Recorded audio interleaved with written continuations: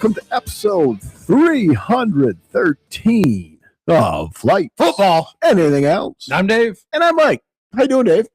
Not worth a bent dick right now because I started working 50 minutes ago trying to get the camera to work and things to connect, and then the board. Last 2 minutes ago, this thing wasn't working down here. The link, the soundboard, folks, not as male equipment. Some of you may have noticed, I switched real quick on the Facebook link. I had to switch that out because whatever happened, I'm not going to go through it. It was a mess. It's working now, I think. So, hey, that's we're live. I text both Chuck and Eric, who were planning on watching. Yeah. And I just told them, hey, just a heads up, we're possibly having some technical difficulties. I'll keep you posted. Yeah. And then I did send them both a message saying, yeah. So, well, if it's not working, let us know either through the chat or somebody got on, so text. It's working for somebody. Yeah. Well, we had two, and then they went, yeah, I'm not listening to this. So maybe your face wasn't red enough because it looks pretty good today. You know what? Actually, Grant Ducharme, not Grant Davis, who watches but after the fact. Okay. He might be on to something because he said, and we're live at Loggers and had a blast last week. Yes, we did. And Cindy has invited us back. But anyway, Grant asked me, he said, I was doing some thinking, the episode, whatever. Yeah. How much did you drink beforehand? I said, last night. I said, I didn't. Actually, I had nothing. He said, okay. He said, because your face wasn't that red. And that's all you've had to drink. Yeah, the Wanderlust. Okay. Yeah. So that's all I've had. So, okay. Which goes back to many episodes ago because my mom has been. That has been 3 years. 3 years. Holy fuck! Where does the time go? Yeah. And she used to Not tell me that funny, I might have allergies to some of the hops in it because she would notice because she couldn't see me because we weren't on video. Yeah. But she said I would get second, third tasting. I'd get nasally because you're a little bit of allergic. And then Grant said, that it's the day we were at Loggers arranging our live deal. I had a lot to drink and I was beat red. Yeah. So, all right. Well, let's get going. Unless you got Chuck's little FU to you on the research. Chuck put it's working, but you probably won't see this until segment 3. I saw it, Chuck. I'm here for you, buddy. So, all right. First tasting. And look at festive glassware. It's a squirrel. Not an electric squirrel, but the Christmas vacation squirrel. Squirrel! Have not watched that yet, but I did notify Liz and Nick that probably starting this weekend on a regular basis, we will be alternating picking family Christmas movies to watch at night. So. Now, okay, first tasting, if I can. Yes, you may. White Christmas Winter Warmer. Now, when I was at Opperman's, they had 2 stacks of different breweries that were making a winter warmer. And this is one of 2 for tonight. So winter warmers are basically cinnamon, ginger, nutmeg, give you a warm, fuzzy feeling for the holidays, right? Yes. And this one, just the marketing took over. I saw Bing and I'm like, I got to have a beer with Bing Crosby. Now, Narragansett Stat? Yes.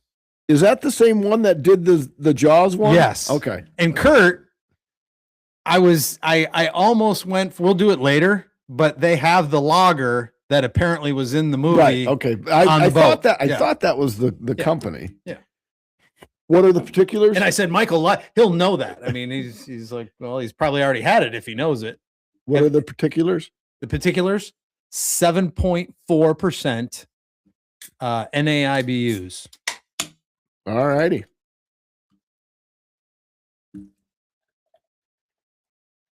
Oh. Darkish. Yes. Lots of cinnamon, ginger, and nutmeg. I'm dreaming. Cheers. Cheers.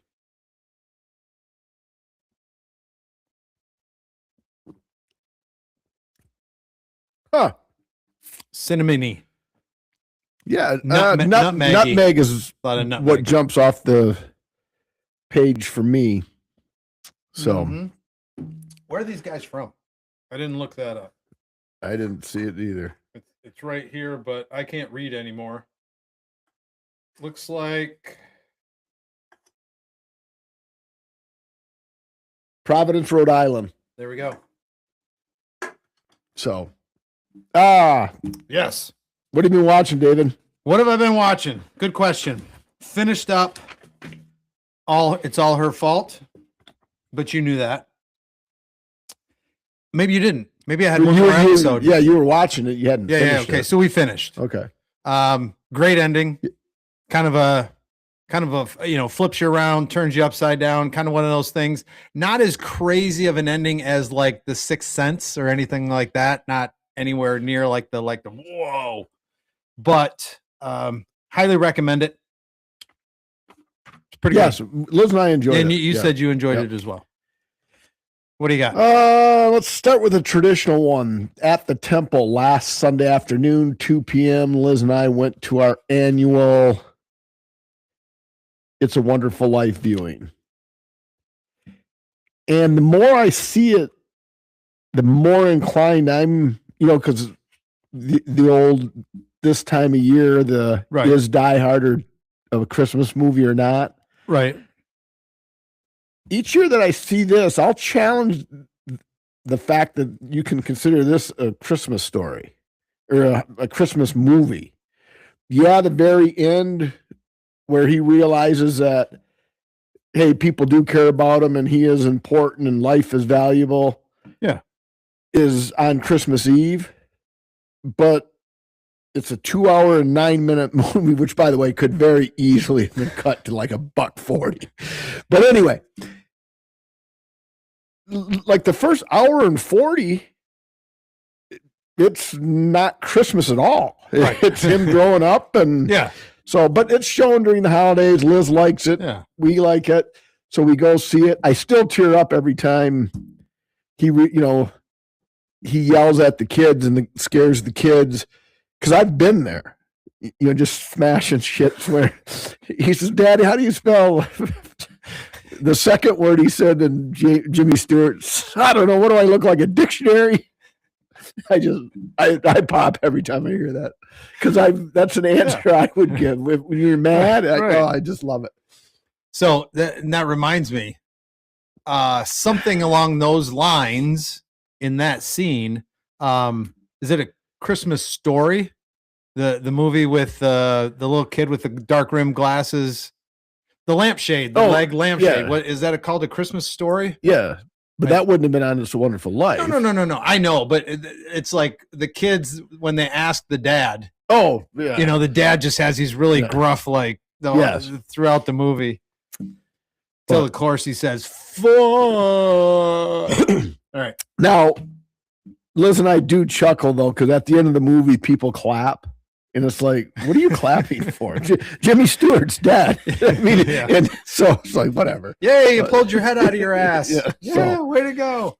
All right, so that was the tradition. So Shelly and I, on the recommendation of loyal listener Jason Erlenbeck, he suggested The Diplomat on Netflix. Have you ever watched that one? And it is talk about it a little bit. Who's okay? So I don't recognize any of there's a couple of famous B actors that are in it, but I can't get any names off the top of my head right now. But this couple, they're supposed to go to Islamabad, and she's gonna be a diplomat there. But a ship, the very beginning scene, it's a British warship. The side of it blows up. we and may so have watched that. I'm not 100%. They send sure. they send her and her husband to London to try to smooth things over and make sure things don't go sideways.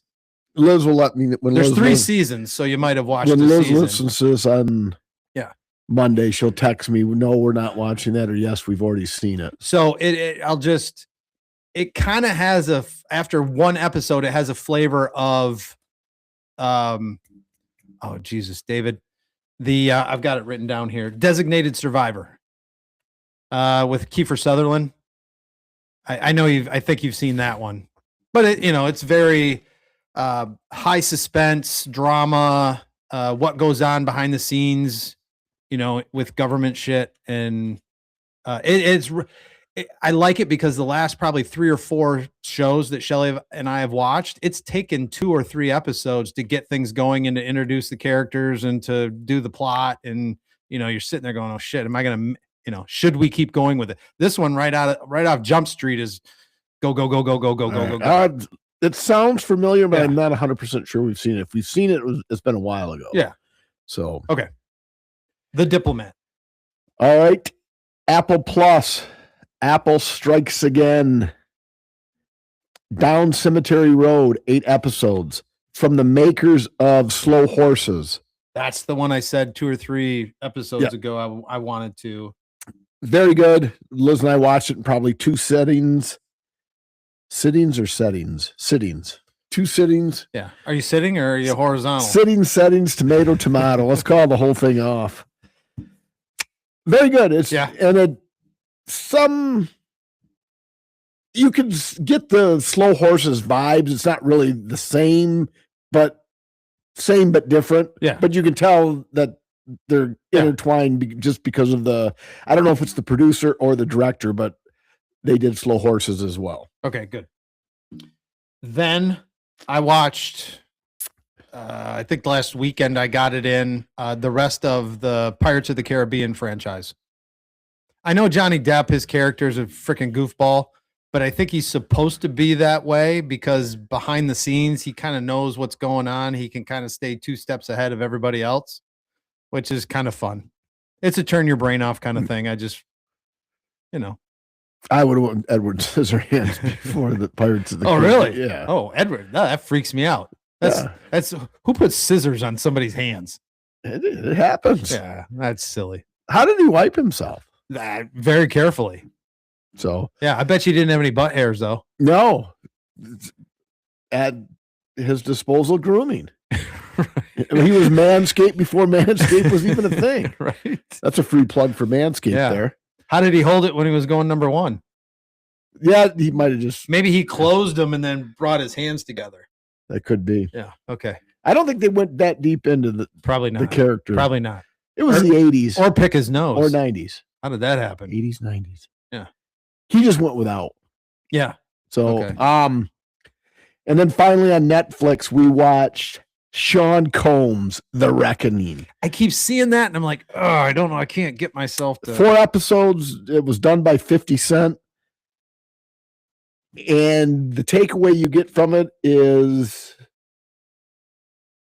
like many people that along Sean Combs's ilk, if you will, just had so much money. I think he thought he was above the law and rules didn't apply to him. That might be a current theme through this podcast. Yeah. So in later segments. Yeah. It's watchable. Yeah. I didn't realize quite the tie-in that he had allegedly. He obviously disputes it with the Biggie and Tupac stuff. So he claims he was not. Yes. Okay. And it's just kind of mentioned that he had, and I always forget because his rap is terrible. He's actually the producer of some hits and of some stars. Yeah. But Diddy as a singer, I think his rap is shit. Biggie and Tupac were good, and it kind of makes it 50 goes a long way to make it known that P. Diddy was jealous of Tupac. Okay. Because Tupac was the man. Yeah. So yeah. All right. That's it for shows you should be watching. Yes. What about music? You want me to go first? Sure. All right. New music. And I was kind of scrolling through Apple Music, and I saw some Guns N' Roses stuff, and I know for a fact you have probably covered this, but I wanted to see, like, what have they put out? When was their newest album? Their last album was 2009 or something like that. They just released 2 new songs They did. last week. The 3rd and the 4th. Yes. So I went and since 2016, and they got back together with Slash, correct? I think it was about 16. I don't think they're back together. I think they've done some touring together. Some of these new songs that they're putting out. Hard School 2021. Now that's not new, but it's new to me because I hadn't seen it. I thought that was more 80s Guns N' Roses sounding than any of the other new ones. Perhaps it was okay. That was 2023. The General, which also came out in 2023. These are all singles again. I don't have to ever listen to that song ever again. That's horrible. I honestly didn't get through the whole song. I just had to turn it off. Atlas was good. That was December 3rd, 2025. And then Nothing was December 2025. The 4th, on December the 4th. I could be mistaken and have them backwards, but nothing. Atlas was decent. Yeah. Nothing sucked. Nothing's not that good. I didn't Nothing. I didn't like Nothing. Nothing's at all. almost a ballad or something. Yeah, and it's like almost a rockabilly twang. I didn't like it at all. Yeah. So, but yeah. So that was my something new. Okay. So my something new, and with this, if there's any static, folks, I apologize, but because ever the host to keep the listeners involved, up to speed, if you will. Sure. My something new was Reckless by, yep, you guessed it, Machine 6. Released December 5th, 2025, and there were 20 songs in 1 hour. This is their 7th. That's this many, folks. 7 albums in 2025. And remember when I listened to their 6th on something new, I mentioned AI? Yeah. So when I saw that this one was released, I said, now wait a second, this is getting kooky. So according to AI, Machine 6 has released numerous albums in a short time, primarily due to their collective creative process with 6 members and the ease of modern digital distribution, which allows independent artists to bypass traditional time-consuming label processes. Key factors contribute to their high output include multiple creators, independent control. So they do use. So they're not using a label? They're just cranking stuff out and getting it out there on into the internet? No, but actually, see, now this, I hate when you save a bookmark and then it changes from the first time you leave it, because one of these said that they do use AI to record some of their music, just like I thought they might have, because not AI. Yeah, AI. Yeah. Because that's how they're able to get it out in mass so much. And plus there's 6 members in the band, Machine 6. Yeah. But if you've listened to all 7 albums of the year like I have, I say they sound a little bit like Nickelback, and all the songs sound the same, which makes sense because they're plugging it into their algorithm and then it's spitting it out. And so that is probably going to be the last something new of them I listen to, because if it's not, they can put another album out before December 30th. Right. But if they put another one out in 26, I probably won't listen, because all right, well, you're cheating. You're on the juice. Right. Which I have no problem with that. More on that later. Okay. More on that later. Right. All right. What was your old, Dave? My old. I like how you posted the Tweaks Corner Christmas montage. Yes. Is it montage? Can I say montage? Is that what it is? I think so. Eric, that is a montage, isn't it? Yeah, should be a montage. Or would it be a medley? Because Medley. it goes from Frosty the Snowman to Medley sounds better. Let's go with medley. Medley sounds better. So we'll see how busy Eric is slinging drinks because he'll answer that question. Unless he might be assholes to elbows at loggers for everybody wanting to view the pod. Right.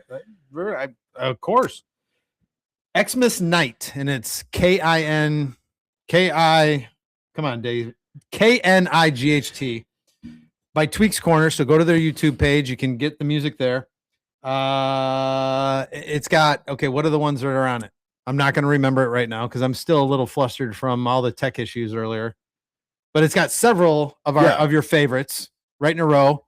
Medley is better, but I'm good with montage. Okay. All right. Thanks, Eric. And then that wasn't enough. I had to go and listen to, I saw like on the side right there, some of your choices. I had to go to their Linkin Park cover, My December, which is excellent, by the way. So if you like Linkin Park and My December, they do a cover of that. I'm partial to Odyssey. I know. Well, true. And then down the side, I saw Aurora from their Revenant album. And I like Aurora. All right. Off of that album. I think I covered that album at one point on one of the pods as one of my news when it came out. So that was my old, though. My old 3 Cheers for Sweet Revenge from My Chemical Romance. Released on June 8th, 2004. 13 songs, 39 minutes. Helena is easily my favorite track, but again, My Chemical Romance is a band that once you've heard them, it's like, okay, that's My Chemical Romance.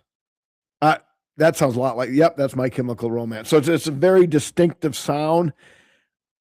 I think they would put themselves under the punk umbrella, but okay, yeah, like Green Day? I don't Green Day or no? A little grungier than Green Day. In unless you're talking early Green Day. Okay, Green Day was I'm talking top 40. Punk. Yeah, they're gruffer than like the original. Yeah. Okay. So gotcha. But yeah, so that's a very good listen. I like My Chemical Romance. My favorite song is probably Welcome to the Black Parade, which is not on this album, but all right. When I was a young boy, my father took me into the city to see a marching band. Now Chuck's thinking, I don't know if that sounded right or not because Chuck probably never heard My Chemical Romance, but we'll see. But yeah, anyway, that's my favorite My Chemical Romance song. All right. And that's my something old. Let's get into. Nope, that is. Oh, here it is. There we go. We're going inside the ropes. All right. AEW. I don't have really much to add because the focal point here will be on the WWE. Yeah. Before we get into Saturday night's main event, did you see anything from Raw? I did. Did you see the very end of it? Okay. And now so they've done the spot before. You mean the car? Yes. Okay. They've done it with Bronson Reed and Drew McIntyre. Yeah. And now they did it with Bronson Reed and LA Knight. Now, the one with Drew McIntyre, it looked like the car actually cooperated. And rocked a little bit. And actually went down. Oh. Monday night, it didn't look like that fucking vehicle gave any. And that was a vehicle, so you got, even if the guy's working his big, round, 350-pound body so he doesn't crush you. Yeah. If that car doesn't give it all. That's tough. But so. Yeah, that was pretty good. And I thought the kick that LA Knight gave Logan Paul out of the ring. Yeah. Holy shit. That was pretty stiff. Yes. That looked real. Two other things on that. Number one, they better not ever turn Logan Paul babyface because Logan Paul is a great heel.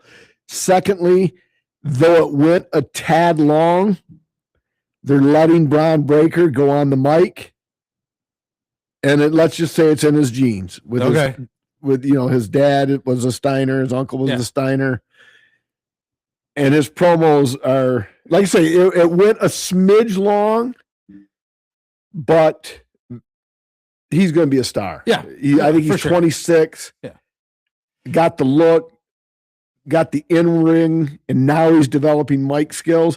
And he even told CM Punk, he said, well, I'll take your championship belt, and while I'm at it, I might just take your wife. So the last thing that anybody that follows this, that has to be on the question on their mind, the masked cheater, let's call him, was on there twice. Yes.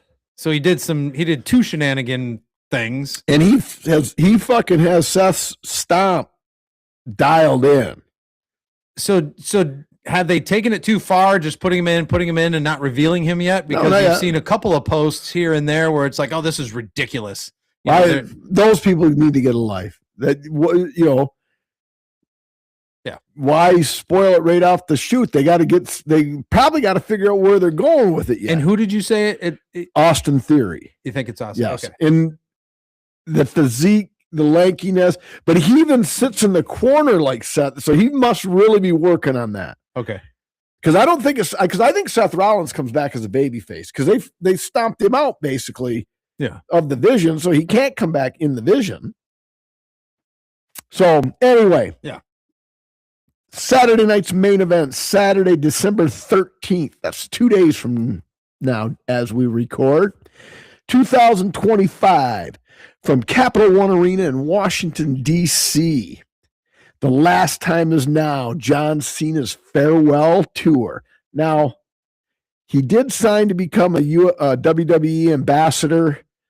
So my guess is, though they won't be matches, like at WrestleMania, he may be the special guest referee or the announcer who does the old "you can't see me" on somebody. But anyway, I think it's out with the old, in with the new theme of this Saturday night's main event, because actually every match other than Cena versus Gunther is an established star going up against an NXT person. I noticed that because I didn't, when I kind of passed by it thinking, oh, well, I just don't know that person. And then I got to TNA X division champion. And I'm like, oh, okay, well, all right. That makes a lot of sense. I think they're NXT. I don't think there's any TNA people on this. I could be wrong, but I thought they were NXT people. Okay. Anyway, the first, Cody Rhodes, the undisputed WWE champion, versus Oba Femi, the NXT champion. And Oba Femi, if he's the NXT champion, he must have just beat Ricky Saints, who was Ricky Starks in AEW. Oba Femi is a pretty big guy. Yeah. I think they bill him as an African or a Nigerian, but he's actually, I'm almost positive he's a U.S. citizen. Yeah, but you got to build a character. Exactly. Absolutely. Yeah, I'm not. This is champion versus champion, but it's a non-title bout. And since it's a non-title bout, it makes no sense for Cody to win a non-title bout. Cody puts the young guy over. Really? So I'm picking Oba Femi only because it's a non-title match. It's champion versus champion, but Cody doesn't lose his belt. Now, if the belts were on the line, there's no way Cody loses. For Cody to beat this guy, there's not a pride thing between WWE and NXT NXT is the feeder system. We know that, but that's why I don't. Then why put the titles on the line? If Cody's going to win, put the titles on the line, and he wins it. Gotcha. I get it. So I'm picking Oba Femi because it's a non-title. I'm probably reading too much into it, but I'm picking Oba Femi. What about AJ Styles and Dragon Lee versus Javon Evans and the Leon Slater? Yeah.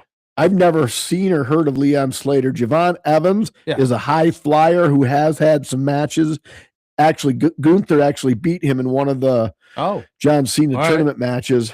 Now this Leon Slater, I was on the website today even, and it said TNA X Division champion. All right, so he's the TNA guy. Okay. See, and I've never see TNA. Right.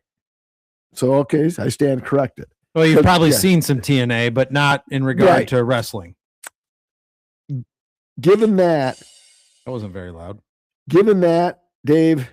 Yeah. I've got to say Styles and Dragon Lee retain. Okay. Got it. Bailey versus Saul Rocca. Saul Rocca's another NXT. She's kind of almost a blonde China, if you will. Okay. Probably not as muscular as China, but nonetheless. Gotcha. Bailey. Bailey. Yeah, because I've already got Obafemi. They're not going to have the WWE stars lose them all. So I too. So who did you take, Cody or? I took Cody. All right. So Dave took Cody. So I'll circle yours. And you got AJ Lee? Yep. AJ Lee. AJ Styles? Yep. All right. And Dragon Lee. Yep. And finally, the last match of the night. John Cena's last match. The last time is now. The greatest of all time. Not my opinion, but if you want to go top sales of WWE main event matches, Cena's for the top 5. So right. He's a star. I don't even know if I put him on my Mount Rushmore. Yeah. But and I'll give him his flowers. He's definitely done great work. Well, I love his mic skills. But when I can't help it when I was on the website and it showed the majority of the pictures with him with kids. He's done more Make-A-Wish stuff than anybody else. Anybody in and the kudos world. to him. Yes. But I just think about the movies, all the stuff. Just thinking if I saw 3 or 4 of his movies in the show Peacemaker. Have you seen any of those? I'm told Peacemaker is really good. It is really good. And I think eventually, I haven't seen all of the Peacemaker episodes, but in the beginning, he's a POS. Right. He's not. Yeah. And I mean, he's legit POS. And I think later they're starting to develop his character in some of the later episodes to figure out hey, my dad was an asshole. I got to turn this around. I got to be a different kind of person. I think that's where they're going with his character. But I don't know. There was a couple other movies where I'm like, if I would have seen the movies in Peacemaker first and then thought about taking my, hey, Dad, can I sign up for the John Cena Make-A-Wish Foundation? I'm like, no, we're not gonna wish that on you, depending on what John Cena is gonna do when you're around. But no, I know the vast majority of his work is awesome. He's done a lot of things for people and kids and raised money and done all that stuff. So that's why I got all the garb on. Right. Right. You got the belts at your house though. Yes. I turned the page before I made my pick. It makes no sense for Cena to win his last match. Especially after he got crushed in the last one. So I've got to take Gunther because otherwise Cena winning his last match and then being done and Gunther losing. I agree. It's like, well, okay, piss in his mouth while he's on the mat too. I mean, because what? Right. And it's certainly not going to hurt Cena. He's like, oh, well, he's no longer the greatest of all time. He lost to Gunther at Saturday night's main event. No, you're there to see his last. Right. Come on, Stu, let's go to work. And he fucking hits the ground running. So, and there's not many on the card, so that match will probably last a while. It'll get people involved. Yeah. There'll be ups and downs, and you know what I mean? Chuck's Make-A-Wish is more wrestling. Well, unfortunately, Chuck, Saturday night's main event is only 4 matches, and we just finished the 4th match. So you'll have to come back to episode 314 for our recap of Saturday night's main event. By the way, speaking of 314, and this is 313, everybody, This is the first episode of season 7 of Flights, Football, and Anything Else. All right, that's right. I knew it was I knew it was last week, this week, or next week. So kudos to us. Kudos to us. All right, Chuck. Well, wrestling is over, but the pod rolls on. We're at the South Studio, so you go first, Dave. I've got my rating already written down. As far as a winter warmer, I'm going to go 3.40. Excuse me. All right. Well, it did warm my. It is a winter warmer because actually you can see face is redder than it was at the start of the episode, so it did warm my face. This is one of those rarities where we are vastly different because although as those watching can see, I'm no quitter. I finished it. I didn't really care for it. There's no cinnamon. All right. It was just kind of like, remember when you were in late middle school, early high school, and you mixed scope with rubbing alcohols just to get a buzz because you couldn't come across any alcohol? Oh, yeah. I remember doing that. So, so sure, you got a buzz off of it, but it didn't mean it tasted any good. Right. And that's what I got out of a White Christmas Winter Warmer. 2.08. No. All right. 2.08. Yes. All right. Well, the Untapped crowd, we got 178 check-ins total. Eric says Cena's going to win his last match. You think so? So we'll see. All right. I don't, Eric, because I don't think it makes any sense. But Chuck said enough wrestling. Till next week. Now, how do you pronounce this brewery again? Narragansett? Narragansett, I think is how you pronounce it. Narragansett. Narragansett.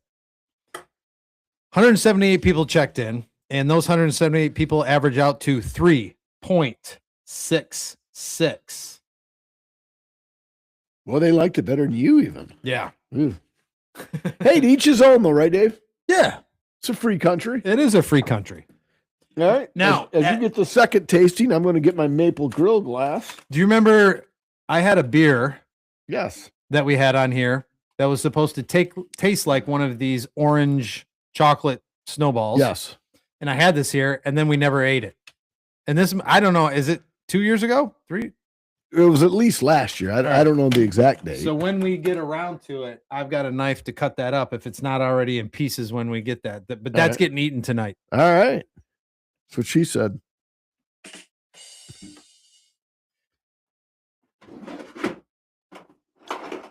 All right. I know you're super excited about this, Mike. We've got another winter warmer. I just thought sometimes we have to try some beers that are outside of our comfort zone. Sure. I finished the fucking thing. I'm just telling you my rationale. I didn't like it. It just, the other thing I don't like, from now on, I think what you're going to do is you're going to put you know what? It'll be funny. What? Especially after one tasting, as self-conscious as I am. I'm listening. The rest of the podcast should be done with a shit emoji over my face. To hide the fucking flaming red ball of flarm. Now, is it the shit emoji with the little eyeballs on Nope, it? just the shit where people know it. Yeah, because you don't put eyeballs on shit. I just think it's funny. Right. Well. But you know what else? You know what's not funny? What's just straight up just great? What's that, Dave? The Maple Grill. An amazing farm-to-table counter service restaurant and microbrewery offering a rotating selection of the freshest local items available and cooked over an open kitchen's wood-fired grill. The Maple Grill not only offers the greatest of local fare, but wood-fired craft beers and ciders as well. But wait, before you get in the car, go to their website, themaplegrill.net. That's spelled GRILLE.net. Check out the current menu and see what's on tap. Then get yourself to 13105 Gratiot Road in Hemlock. And when you get there, tell them Mike and Dave sent you. Yep. All right. This one. I almost hit the music and we didn't even start the beers yet. We didn't even start that. Frosted Frog Christmas Ale. Cinnamon, ginger, and nutmeg. This is from Hoppin' Frog Brewery they are in Akron, Ohio. The essence of Christmas is captured in this very can you are holding. Perfectly blended spices complement Frosted Frog's rich malt flavors, creating the ultimate Christmas experience. Celebrate the holidays as you savor this very special seasonal offering. You should go to voiceover and ad reading. Thank you. Yeah. Well, I got a face for it, that's for sure. Come on. Now, the one thing I had to, I might still do, depending on what days we have when. That fucking smells like cinnamon. Yeah. Artesian Ales has the Christmas Bomb. I don't know if you remember that one. It's about, I think it's 13%. Okay. And that one was, I think we both rated that one near or above a 4. I can't remember. We got to find, if for nothing, no other reason to pound sand in Chuck's ass, because he did not like the Kentucky Bourbon Peppermint Porter. I keep asking at Cheers. I keep asking at Opperman's, and they don't know why the rep hasn't brought any of the Peppermint Porter. I think we're going to have to go to someplace else. But yes, I've been looking for it. Oh, wow. Holy shit, the bed. See, they're way more flavor. So unless this gets horribly bad towards the end, wow, this is already way better than 2.08. Oh, yeah. This is almost, it's not quite to the cinnamon test. I think, what is it? What's that thing that some people do to try to, is it like a half a cup of cinnamon or something? And it, like if some people have almost died. Have you ever read that? No. It's like the saltine cracker thing, like how or many the gallon of milk in an hour or something like stupid shit like what that. Do you do with cinnamon and inhale it? No, you try to eat it. Like it's this much, and you try to eat the cinnamon and people just start gagging. Some people are able to. Ultimate winter snack for those keeping score at home as we dwindle in our viewing audience. Because it doesn't sell. What? What doesn't sell? You're talking about Chuck and the Peppermint Porter. Oh, well, all right. Yeah. Touche, my friend.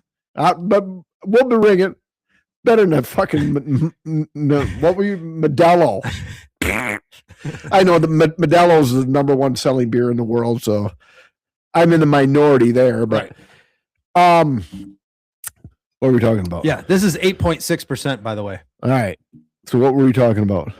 We're going on to sports. Yeah, in a second, but we were talking about cinnamon and eating silly things to make the greatest wintertime snack. Yeah. Cup of hot chocolate, 2 pieces of toast, butter them up, cover the entire slice of toast with cinnamon. But not obviously pure cinnamon that's mixed with sugar. Yeah. Occasional dunk into the hot chocolate or coffee. Coffee takes a little bit of the sweetness away from the cinnamon toast. Yeah. So anyway, that's my making me thought hungry for the day. Yes. It's a wonderful thought. All right. What's the sports one in this one, David? There we go.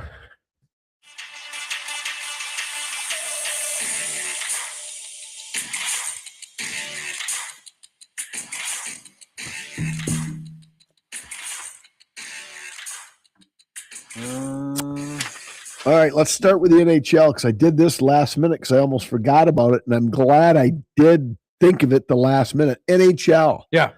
Patrick Kane, last 5 games through last night, was on a bit of a fucking rampage. 2 goals, 3 assists to bring his total to 1,364 points.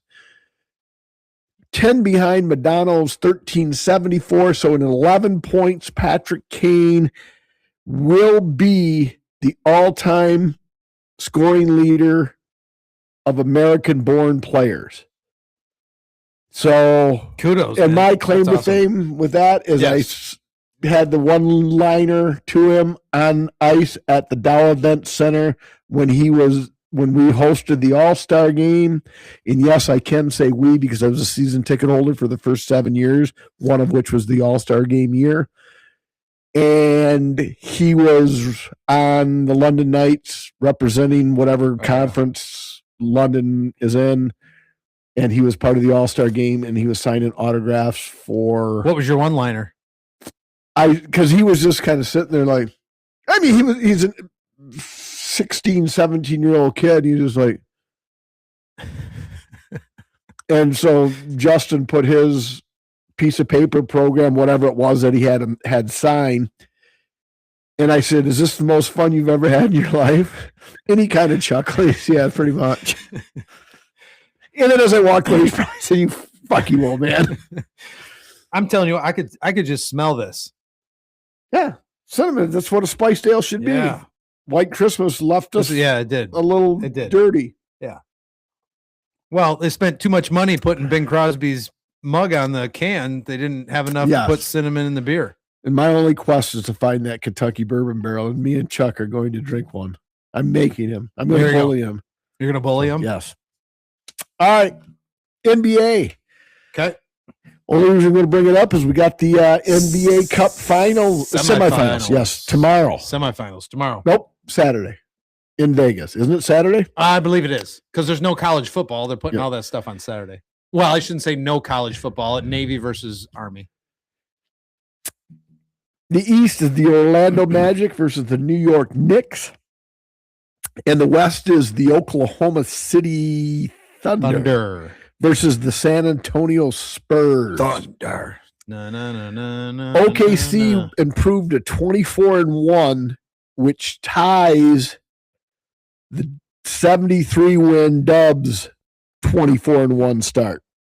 So the year the Warriors won 73, they were 24-1 like Oklahoma City is. Yeah. Golden State Warriors. Yeah. Nickname Dubs, D-U-B-S. Is that for the number of wins they had? They won a lot, so Dubs? Okay.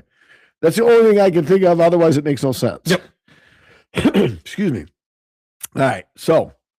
I like the Knicks and the Thunder.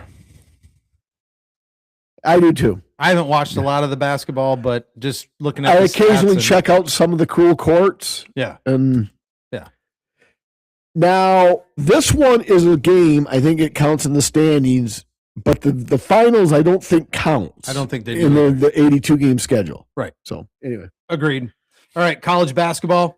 U of M is now at number 2. If you're not on your A game against U of M, you are going to get embarrassed. Bottom line, period, end of story. They are just grinding up teams that don't have it. Like you said, I don't know how many. They might set a record of games over 100 this season if they keep on track. Michigan State had a typical game against Duke. My alumni buddies, whatever guys I lived with there, we're texting, we're looking good. I mean, there was points in the game, even in the first first part of the second half, where Michigan State was completely under control. Seemed like they knew what they were doing. It's a great game, battling back and forth. It got to 5 minutes left, and Sparty shit himself. I mean, I tell you what, Duke went to a 3-2 because they could not man up with Michigan State, and Michigan State went, and then I don't know. It was over at that point. I mean, they could not hit a shot. They can't shoot. So if Michigan plays a 3-2, forget about it. I'm assuming Tom Izzo's a pretty good coach. They're probably going to practice their zone offense a little bit, maybe do a lot of shooting between now and, the new year. Touche on all points. Understand. I get it. It's not like Duke. It's not like they lost to Grand Valley. I mean, Duke is actually ranked higher. But right? this is my team. This is my the Michigan State stuff is where I'm the closest to actually being a fan. Correct. Oh, so I get it. So when you're leading most of the game and you look like you know what you're doing, and you've beat Kentucky, you've beat Arkansas, you've beat all these other, very I know exactly what you're talking about. We'll get to that. And I'm going end. We might actually beat Duke here. This looks really good. And Duke goes and plays a 3-2, and Michigan State all of a sudden offensively looks like a high school basketball team. But would you rather beat Duke in December or March? Oh yeah, I mean it's a good lesson learned. I walked away from that, turned it off. I said, well, lesson learned. They know they can't. Every team in the country now knows that if they play a zone against Michigan State, they're going to struggle. But can they play it as good as Duke? Maybe, maybe not. We'll see. I will say this. Michigan State right now is ranked 8th in the country in defense, points allowed. So they got that going for them, which is nice. There you go. Yeah. You want to go college football? College football. We'll talk more about bowls. Yeah. Later, because they don't start. But we are going to talk about the college football playoff. Yes. We got Texas Tech. Okay, they won the Big 12. They're the 4. Yep. They're the 4. Now, the MAC obviously isn't getting in, although if you go along with Jordan Rogers from ESPN, and he dubbed the 2 that did get in part of the Make-A-Wish program. Okay. So the Indiana's the 1. Yeah. Ohio State's the 2. Correct. Georgia's the 3. Yes. Texas Tech's the 4. Where's my sheet? Here we go. Yep. All right. We have number 12, James Madison at number 5, Oregon. Mm-hmm. Number 9, Alabama at number 8, Oklahoma. Number 11, Tulane versus number 6, Ole Miss. And number 10, Miami at number 7, Texas A&M.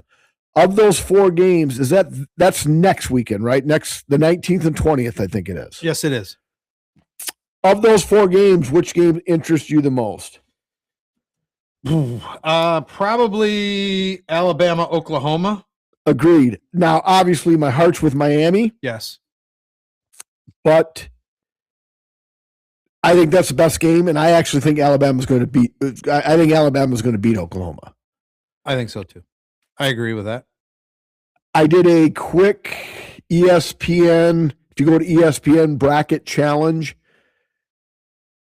I made the picks, and I've got Georgia winning it all. Okay. Now, before you get into what you have on your notes, what is your take on Notre Dame, Miami? I'm on the side that Miami beat Notre Dame head to head. Okay. I think the selection committee and whoever the doofuses are that are doing the rankings up to the final ranking, that system is broke. It's stupid because you can't put Miami at 18, have Notre Dame in the top 12, and then all of a sudden go, well, they beat you head to head, so they're going to leapfrog you. I agree that Miami should be in there because Notre Dame's strength of schedule was 44th in the nation, right? So I get that, but why the hell do you have Notre Dame up in the top 12 then during that whole debacle? And I'm a Miami fan, and that's what I'll say. What shows this from, Chuck? Dave, you ignorant slut. SNL.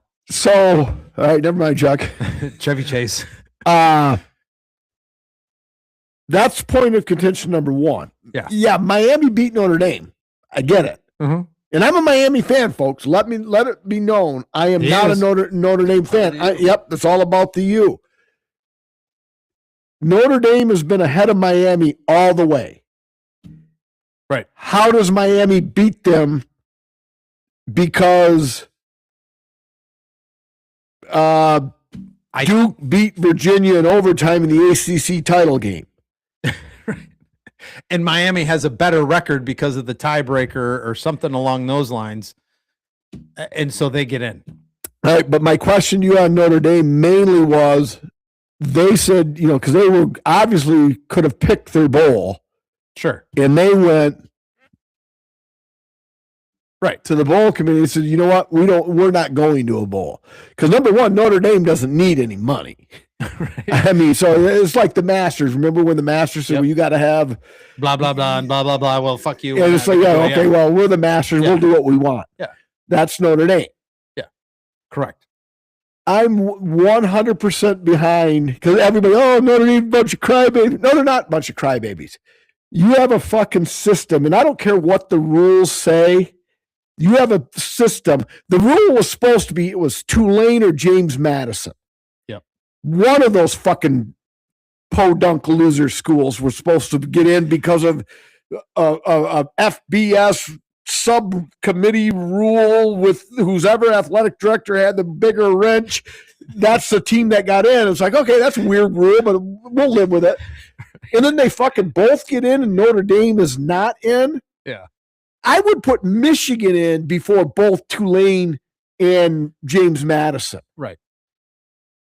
Those two teams are, that's the way.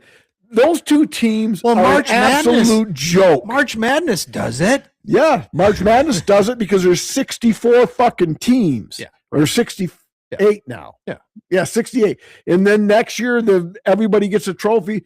Pretty soon it'll be everybody's in March Madness, and we'll start March Madness on Christmas Day. Yeah, right. But so how can you honestly look and justify the fact that Tulane and James Madison made it into the tournament? And yeah, from that standpoint, I will agree. You're going to get more eyes watching the games if Notre Dame or Michigan or even BYU or who was the other one that got felt like they got hosed. Shit. BYU was out. Anyway, there's one more team that could have possibly. But how did they both get in? I think who's the better team, Army or Navy? This year it's Army. Because I thought it was like down to, okay, it's either going to be Army, James Madison, Tulane, and there was a fourth team like Memphis or Mary Margaret School of the Deaf or whatever that fourth one was. Bebopaloo. And it was going to be one of those four. Right.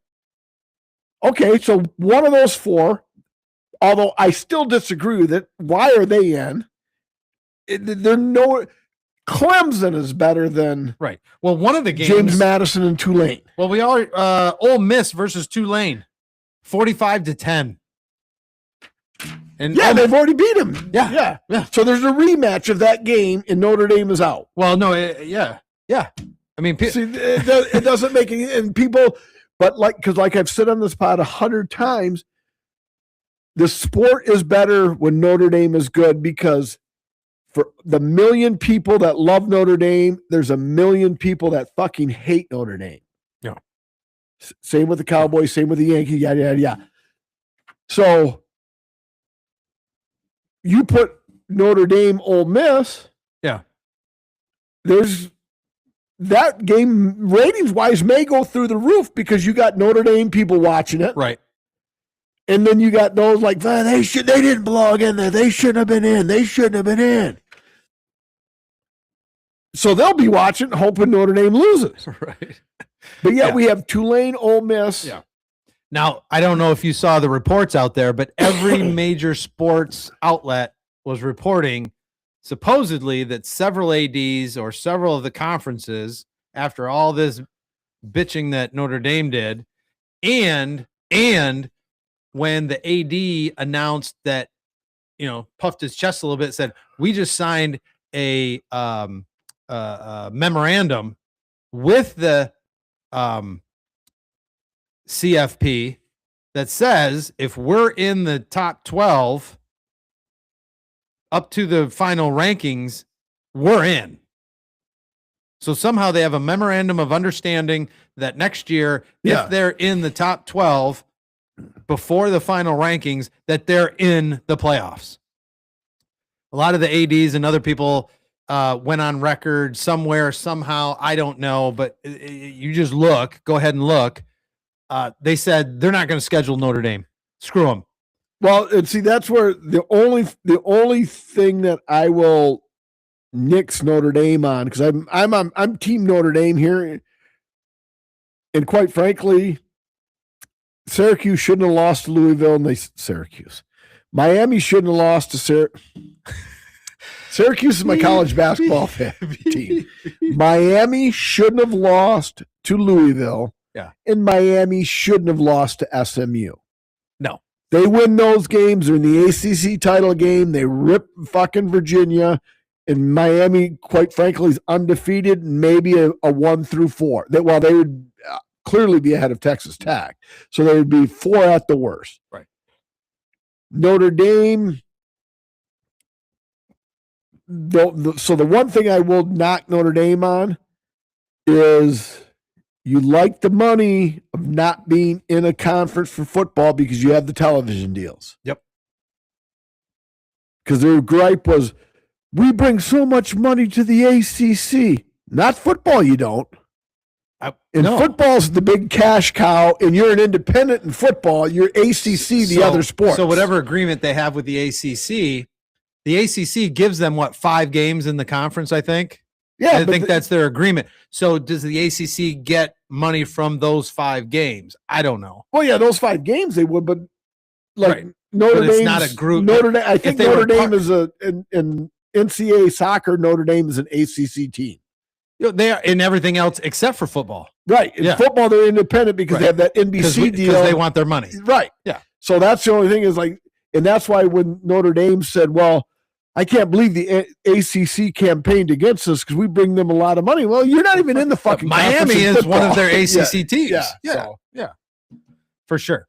The next year, I think if I remember right, Wisconsin and USC are the 2 top teams on Notre Dame's schedule right now, in addition to whatever 5 games they get in the ACC. That's their top of their schedule. All right. Wisconsin and USC. USC's they're good. They're good football team. They can be. But their strength of schedule is maybe not going to be even 44th in the country next year unless they can talk somebody into getting some games. So that might be a problem of them getting in again if their strength of schedule is 54th in the country. Right. All right. Moving on. Their strength of schedule had to be stronger in Tulane than James Madison. Well, yes, obviously. So for sure. Yeah, that part I have to agree with you. All right, sports-wise, all I've got is NFL. Let's go. All right. Bears, Packers. Wow. I tell you what, I was rooting for the Bears so hard, but it's like 2 steps forward, 1 step back. No, I'm not even going to go there with you. Really? And I'm a member of a couple of Bears fans' Facebook pages. Okay. And anybody who thinks the Bears are a better team than the Packers, especially in Lambeau, oh well, no, you're mistaken. Yeah, agreed. Now, like I've said the last 3 pods. Okay, the Bears are 9-4, 4 games left. Beginning of the season, 9-8, I would have jumped through hoops for 9-8. Well, when you're 9-3, if you finish 9-8, that's kind of a buzzkill. But here's my take: they have to beat Cleveland this weekend.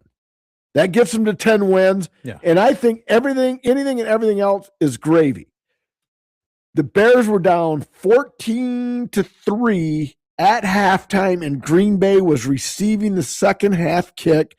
The Bears did absolutely nothing on offense in the first half. In the last 5 to 7 years, the story that I've seen is the Packers win that game 38-10. It wasn't 38-10. No. It was the second half showed me more than even the victory, because watching the Eagles play week in, week out, no, the Lions fans got to scratch their head like, how the fuck did we lose to the Eagles? The Eagles fucking suck. The last 3 games they have. But they could be dangerous once they get into the playoffs because they're going to win that division. So they're in the playoff. They're the James Madison of the NFC. So, but what the fucking Bears showed in the second half, I was like, somebody posted this, all right, be honest, what do you think of the thoughts? And I saw a lot of the scroll, God, too many mistakes, shouldn't have done this on fourth down, should have done that, blah, blah, blah, blah, blah, blah, blah, whatever. And I put a comment about, my Facebook post was about that long. And basically it said, statistically, it wasn't his best game, but this is the best Caleb Williams has looked, minus the fourth down play. So let's fast forward to that. I watched First Take for the first time in like 100 years. And Dan Orlovsky, and I'm not sure the gentleman who was arguing with him, I think he's a former athlete, but I don't know who it was. I like both their stances because like Dan Orlovsky, so he broke down the film. He said, okay, look at earlier in the game. This tight end cracked down. Williams rolled out, 4th and 1, got the first down. Let's look at the play against the Eagles. Tight end cracks down. Tight end goes out. Williams rolls, throws a touchdown pass to him. And Dan Orlovsky saying, I guarantee you, the Packers called timeout, so be ready for this play. Watch this play. It's going to work. And Dan Orlovsky's take was, you have to come up with a different play. And the guy on the Take 5 panel said, whoa, wait, what do you mean you got to come up with a different play? That play was open. That was a bad throw by Williams, and Kmet was open. And we're talking about the 2-point conversion, whether the Bears make the, because Ben Johnson was going for 2 to win that game. Yeah. They were gonna win the game 29-28 or lose it 28-27. And so the guys, and he said, well, no, they've ran that play, so they got to come up with something different. And the guy saying that play worked. And he was open if he put.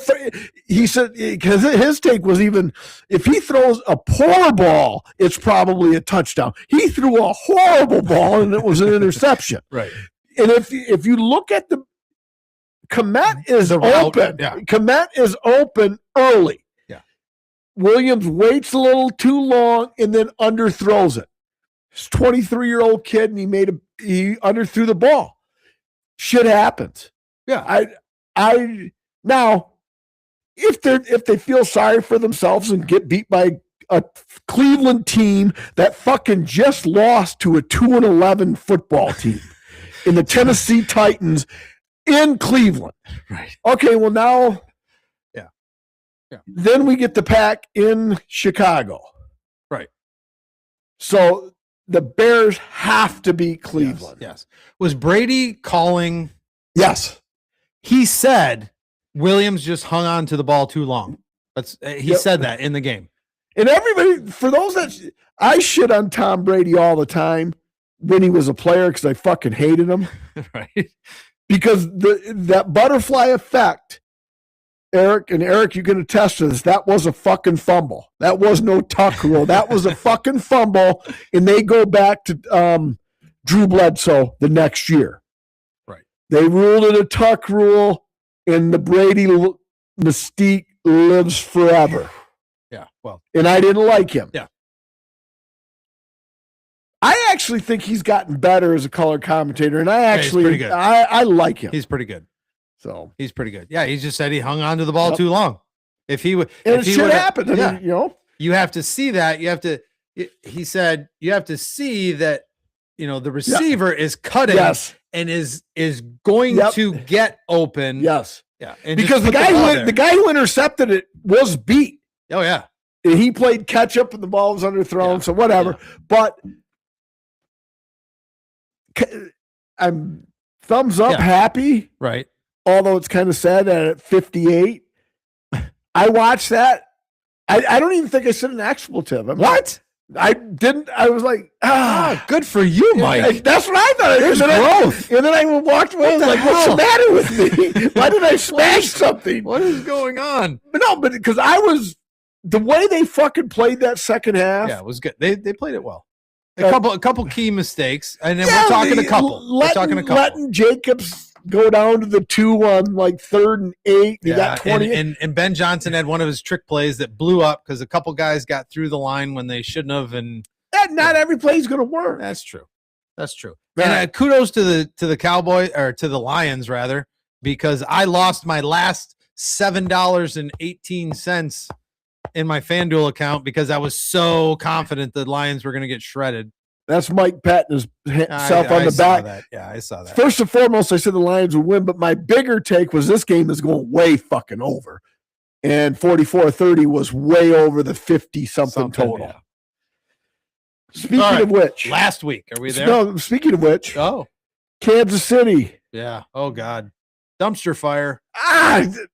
Other than Kelsey, I don't know. I don't know if he. And I'm not saying them losing was Kelsey's fault. I'm saying he's aging. Yeah, and he may not be back. Aging and distracted. Right, and I don't see how you say the dynasty is over because last year they won every single close game. This year they're losing every single close game. Yeah. Mahomes still has talent. Rashee Rice, Isaiah Pacheco. They have fucking talent on that team. I wouldn't rule them out yet. Not this year. I mean, right. This year they're probably done. But I don't think it's probably. Tuck rule is fucking stupid. It was a fumble. Hell, I'd even settle for an incomplete pass. All right. Well, thank you, Eric. It wasn't an incomplete pass, but you said it was a fumble. So don't rule them out yet. Yeah. I mean, they have the Chargers this week. That's another game they could lose. Oh, yeah, they're done this year. Okay. They're done this year. I'm talking, fucking have made, what is it, 6 of 7 or 6 straight or 7 straight AFC championship games? Yeah, right. I know, yeah. The only thing crazier than that is the fucking Patriots dynasty where Tom Brady has won a third of the Super Bowls. That's the only stat that's more bizarre than that. Right. So, what about the Colts, though? Wow, they were going to activate Rivers as a quarterback. They put him on the practice squad. Did they? Yes, they signed him to the practice squad. He hasn't played in 5 years. He's got 10 kids. He's fucking older than grandfather. Yes, he's a grandfather. How could that? That's kooky. Grandpa Rivers, you're in. Now, I don't know who's going to play. I don't think they're counting on him to play. Yeah. But Richardson is still on IR. Daniels is out for the year, and Riley Leonard got hurt. So they don't really have anybody else to play. Yeah, the Seahawks are giving them 13.5. Yes. If that tells anybody anything. All right. Wow. But yeah, so last week, Dave, because I need another beer here. Wow. A rarity for me, a proud pick. I took Houston in the points. I think I might even said they'll win that game, and they did. They did. A rare 2-0 for me, which brings my year-to-date to 8-19-1. Mm-hmm. Now, I'm going to put an asterisk, much like you should put an asterisk by my laws, because we'll get to that. Okay. Remember the asterisk of segment 2 and segment 3. I'm putting an asterisk by your 0-2 because you were 0-2 by a combined 1 point. By 1 point, you were 0-2. You had the Bills minus 5.5. They won by 5. And you had the Broncos minus 7.5. And they won by 7. As Scott Van Pelt would say, those are bad beats. But bad beats are still beats. You were 0-2 and 1 game ahead of me at 9-18-1. So the pot picks, if you go against us, you've made a lot of money this year. All right, we're at South Studio. You go first. I have 2 written down. And here's my question. Yes. And it's a serious question. Yes. I'll hopefully give you a serious answer. The Bills are in New England Yes. And they're giving the Patriots 1.5 points. Yes, they are. Why? What's Because going on? Josh Allen. Oh, That's all it is. Josh Allen is a superhero. I know that boggles my mind. I mean, that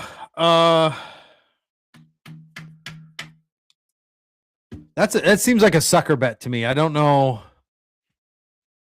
Cause isn't Mac? Isn't he up for like the quarterback for the Patriots? Drake May. Mac May, whatever. Isn't he up for possibly a player of the year or no? He was at one point kind of. He's in the running. I don't think he'll get it, but you never know. He's having a hell of a year. I just want to pick that. I want to pick the Patriots. Just simply because that just seems silly to me. Because the Patriots are doing well this year. They're at home. They're 11-2. I'll do it. What the hell? All right. Well, I like it so much. I refuse. So this is a pod buddy pick because I like it so much. I'm not fucking taking an alternate game. I'm taking the Patriots as a 1.5 because I think the Patriots are going to win that game. I don't get it because the way the Bills have been playing, Allen's money, Allen's nothing. Allen's money, Allen's nothing. And last week he was money. With like 4 or 5 touchdowns or whatever. Right. So, okay. And the only reason they won that game is because fucking Burrow threw back-to-back picks on passes in the fourth quarter. One of them was a pick 6. Yeah. Joe Cool let me down. But I too am taking New England. So I can't gain on you there. I'm one game behind you. We'll either both win that one or both lose that one because we can't push it -1.5. So the Bears are only given 7.5 against the Browns. The other one is Houston's 9.5 against the Cardinals, and the Cardinals just got railroaded by the Rams, correct? Yes. But it's at Arizona. Does that mean anything? I don't know. It's one of those two games. Houston Cardinals or Bears Browns. I'm going to go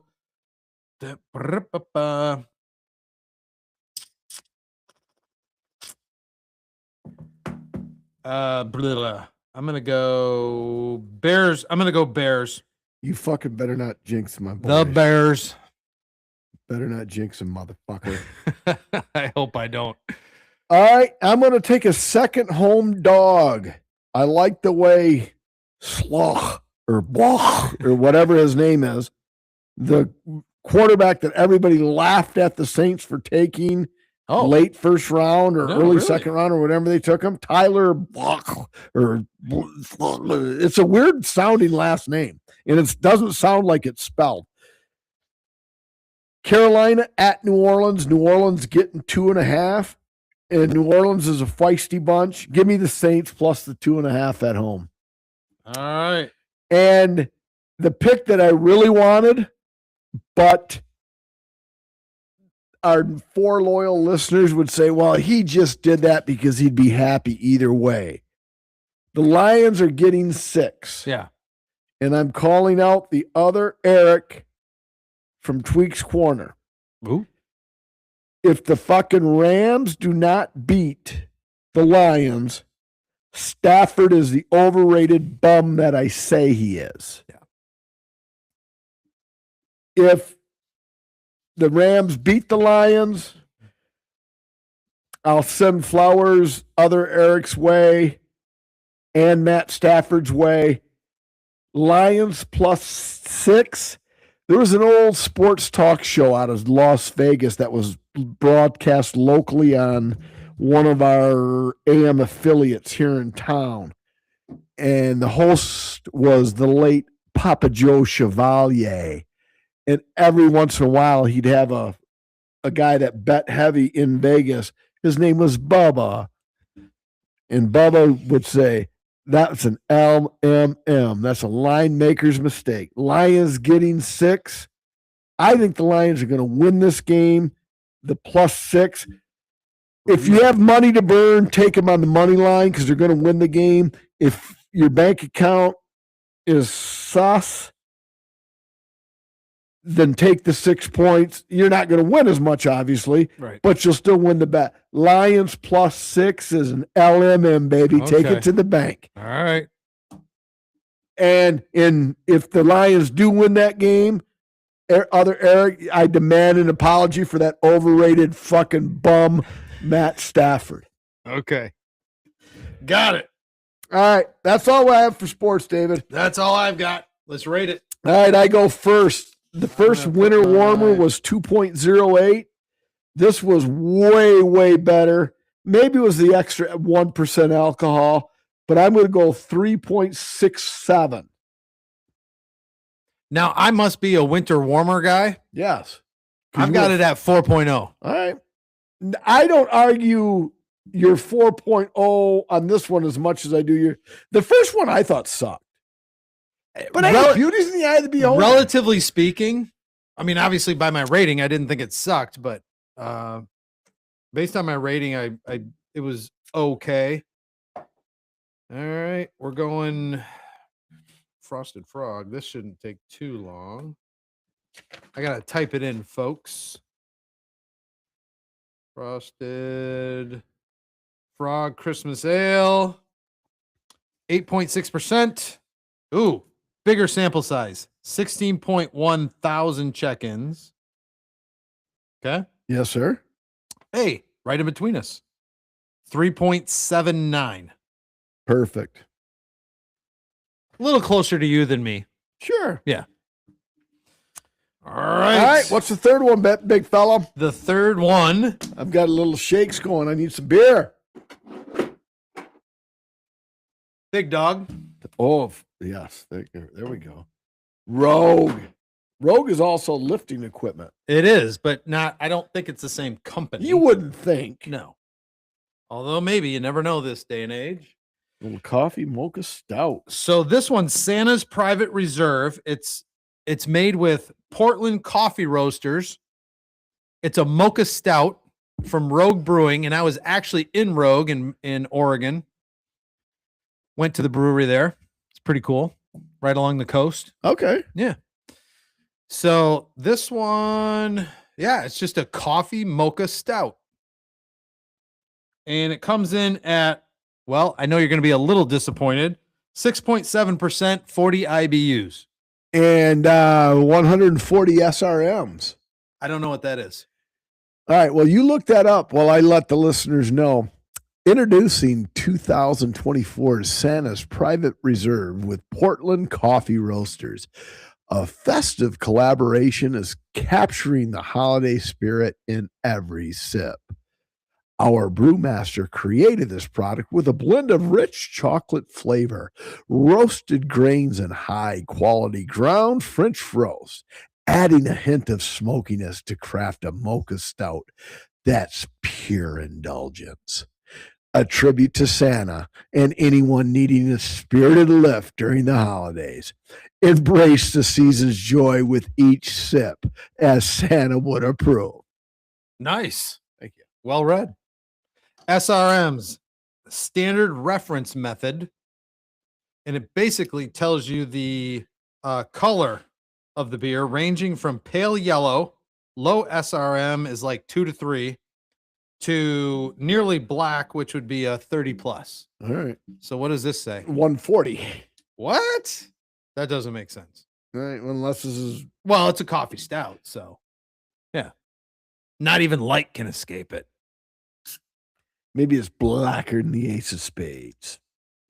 Ace of Spades, Ace of Spades. Little Motorhead. Yeah.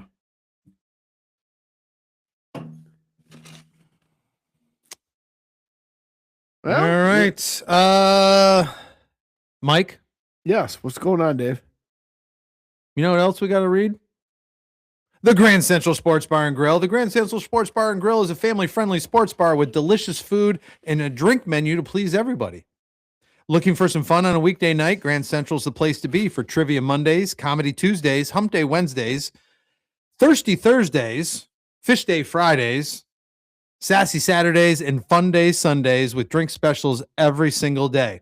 Grand Central is located at 3504 State Street in Saginaw, and you can check out their menu at their Facebook page, the Grand Central Sports Bar and Grill. It's always a good time at Saginaw's hometown sports bar, Grand Central Sports Bar and Grill. And when you get there, tell them Mike and Dave sent you. And don't be an idiot. It's Sunday Fun Days, not Fun Day Sundays. Did I say that? Yeah.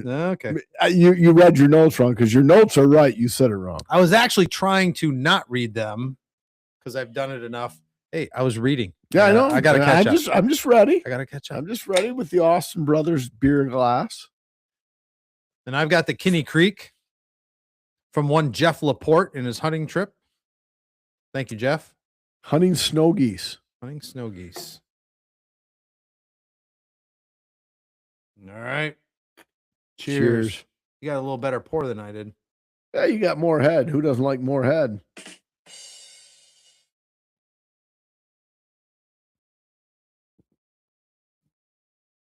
It's actually surprisingly a little light for a stout. I was expecting it to be a little heavier. I'm getting the coffee. Yeah, very, very good coffee taste. Kmart would like this one. Shout out Kmart, Jake, and Tim and his wife for supporting us at Logger. And my wife, Liz. Liz. Yes. Thank you very much. Thank you very much. Appreciate y'all. All right. And thanks again for Loggers for hosting us. Yes. All right, where we start, Dave? Are you ready? Player pass? Player pass. Let's go. All right. Player pass, Mike. How fast can your life unravel? Player pass. Oh, really fast. Let's play it. All right. Sharon Moore went from 5.5 to 6 million annually, depending on bonuses. And he would have had a 13.9 million buyout had something different happen. But alas, and to 3 hots and a cot. That's a big pay decrease. I almost don't want to joke about it because it's kind of that sad in the sense that every hour that you log in or try to make sense of what's going on with this story, something different comes up. Like the timeline of when people knew. Apparently back in April, people knew this was going on. All right, let's blindsided by it because I saw something else. The Michigan coach fired, and I'm like, I thought they loved this guy. So they did. Right. So he wasn't fired for performance. He was fired for cause. So they fired him because he was. All right, let's get I don't know a lot of it. Trying to follow the timeline. All right. He was fired before he threatened to kill himself and her, correct? That is my understanding. Okay. So he was fired because he was having a relationship with a staffer. Got her pregnant. A consensual relationship a la Mel Tucker with the HR girl that he was sexting. She wasn't even HR. She was just she was hired by the university at certain points on a motivational motivational speaker or something. I don't know, whatever. But also consensual. Sure. All right. So I'm on Team Sharon like I was on Team Mel. Right. Up until the point you're threatening to kill somebody. Right. Okay, well, then I've got to wash my hands. I said, okay, well, I can't back you anymore. Right. So in most corporate America, and you probably have these kind of I don't want to say laws on the book. That's not the right word. With George Costanza had sex with the cleaning woman. It's like, I'm sorry, is that frowned upon?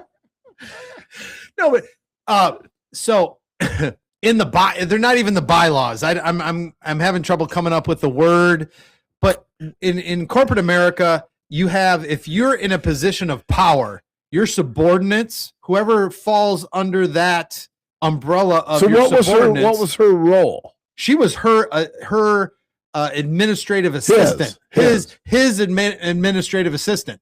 Now, to tell you how egregious this was, And I know you're not a big fan of Bill Simonson on the Huge Show. I just don't listen to regular radio. Okay. Period. And I like some of the stuff he does, and then there's some days he gets on. I actually stuff and I have to turn it off. I don't like his. He's a local fan. I don't like who he cheers for. His show is actually pretty good. I just literally do not listen to radio. So he got on there, and I was expecting him to be, very, very, very pro Moore, very pro U of M, very pro. And he's like, hey, wait a minute.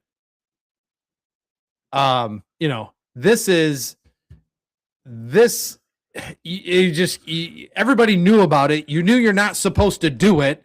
Obviously it happened. This is not, and this is not defensible in any manner. I mean, if you went against the rules, right? Okay, so if you sign a contract that says you can't have sex with your subordinates, if Coke says if you drink Rogue Santa Private Reserve, we'll terminate you, and I know that ahead of time, right? Shame on me for drinking Rogue Santa Private Reserve. And that's exactly what happened. And who reads the pages and pages and pages and pages? And that's fine. Yeah. And that's fine. But, and Liz will be mad at me. Okay. I don't condone the behavior. Right. All right. Yeah. If it's consensual. Right. That's a S. Moore and Mrs. S. Moore issue. If she wants to throw his fucking ass out, sue him for 98% of the money Michigan's paying him. Right. Hey, guys, screw around. Except you got caught, sport. Yeah. So that's a totally different issue, and I'm on team Mrs. S. Moore. Right.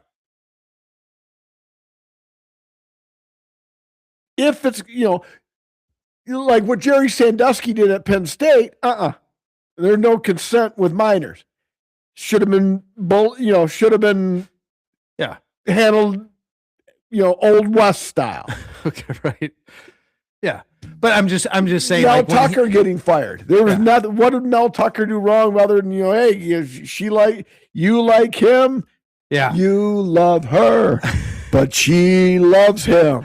And he loves somebody else. You just can't win. Well, Jay Giles. So not many podcasts represent Jay Giles quite like Flight Football and anything else. I will admit, being a Spartan, that was even a little like, but again, when you sign on the dotted line, your contract in there, especially with Mel Tucker, it said if you do something that somewhere along the lines there was a. God, I wish I could come up with the legal term that they have there. But I get it. If you violate this line here, so Moore having a relation with somebody more severe than Mel Tucker's. Okay, so he's having a relation that's more severe than fucking cheating when you're stealing signs from other teams. Apparently, see, I disagree with that. Okay. See, because my penalty for cheating and getting signs is the death penalty, and you lose all your scholarships, and you're fucking back to the Stone Age, a la SMU. SMU, yeah, right. Your coach sleeps with somebody else? I don't really care. That's up to him and his wife. Right. Now, when you go threaten somebody's life, they're like, okay, well, I backed you so far, buddy. Yeah, no. Now I'm out. His anterior pituitary or whatever. Well, when you lose, what did you say? He lost 17 million or what? 13.9. Yeah, when you lose 13.9 million, you kind of go a little cuckoo. Yeah, but so whatever transpired, whatever people said, I do feel bad for him in the way that things worked out. But listen, they were interviewed apparently back in April or May or June or sometime in the summer. Sharon Moore and his administrative assistant, they were apparently interviewed and said, hey, is there anything going on? Because if there is, this is a violation. It's against, the conduct that you signed. And she lied too? Both of them. So what's happening to her then? Yeah, well, obviously I think she's getting fired, but I don't think that's going to make as much of a story as the Sharon Moore story, especially the way that he kind of melted down and reacted. Well, yeah, Had he not done that, There's no I'm way on she him. can, there's no way she could be at the university. There's no way.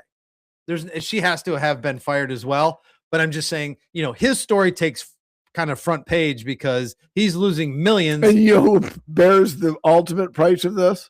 Mrs. Moore, her unborn child. Well, that's true too. Well, I didn't read deep enough into it. He supposedly offered or paid for into it. He offered or paid for her abortion. I don't know if she had the abortion or she did not. Oh, that's the old what's that movie? I don't know. Liz, help me. What is it? Not Valley Girl, not Fast Times at Ridgemont High. Although that's close. Mike Damone did offer it. Yeah. Fuck, they're under the bleachers. He's the pizza delivery guy. Fuck. God, I hope that's not the quote tonight. Anyway, so what's the next player pass, Dave? All right. No, that's it. That was it. Well, okay, we got our money out of it. I think we did get our money out of it. So, but the problem is, how shitty do you think it was that they did not announce the firing until after the signing day? So all the kids that signed to go to Michigan, they waited. That's the big stink, is that how shitty was that if it was intentionally done after signing day? See now, because all those kids have a chance to enter the portal now. Right. Yeah. I honestly don't think, even with the money involved here, I think they probably wanted to get their ducks in a row and didn't want to do anything. Okay. So that was early. You're saying that was more the issue than, hey, we better hold off till signing day, because after signing day we may be able to keep some of these kids that we've signed. No, because I think even after signing day, if the coach is gone, the kids have a chance. They have a chance to go. Right. Yes, I don't think that had anything to do with it. Here's my last question on the topic. Okay. Bryce Underwood is getting $10 million a year, reportedly. Okay. Okay. How much juice does He's Bryce quarterback? Yeah. That guy gets $10 million a year? Yes. You didn't know that? For what? For being quarterback of U of M. See, that's why I hate college football. So, how much juice does Bryce Underwood have to say, hey, you want me to stay at U of M with all this shit show going on? You got to triple it. Oh, I would say no juice whatsoever, because it's like triple it. Yeah. We were going to ask for some of it back. Okay. I know how you feel about it.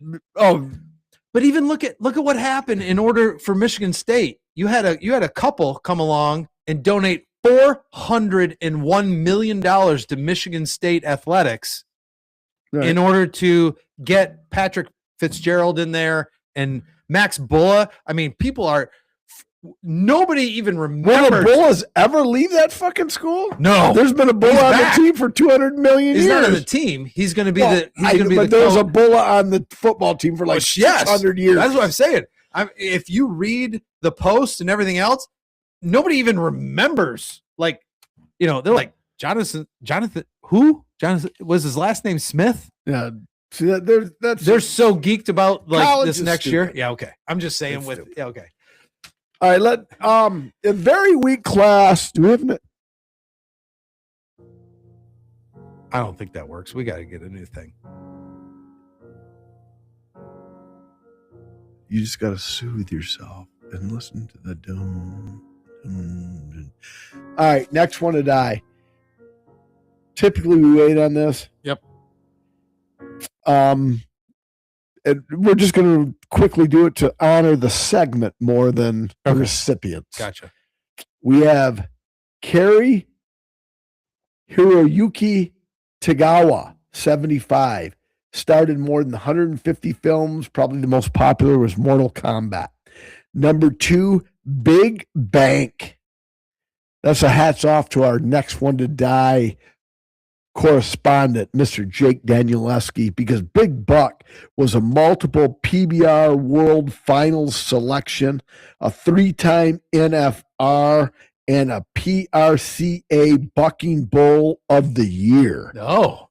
I have no clue. I don't know how those people do that. I have no clue how old Big Buck was, and I have no clue I know PBR is professional bull riding. I Yeah. know that acronym, but 3X would be 3 times NFR. I have no idea what NFR means.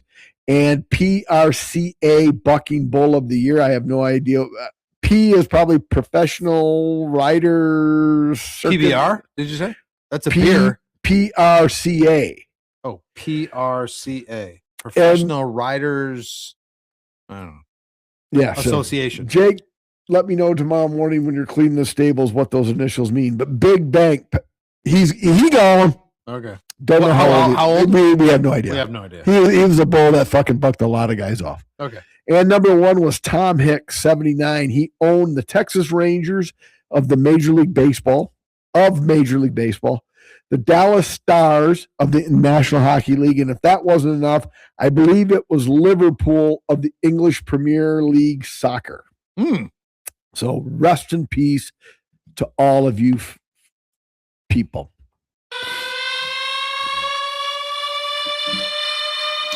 Now, last week, Yes. number 3.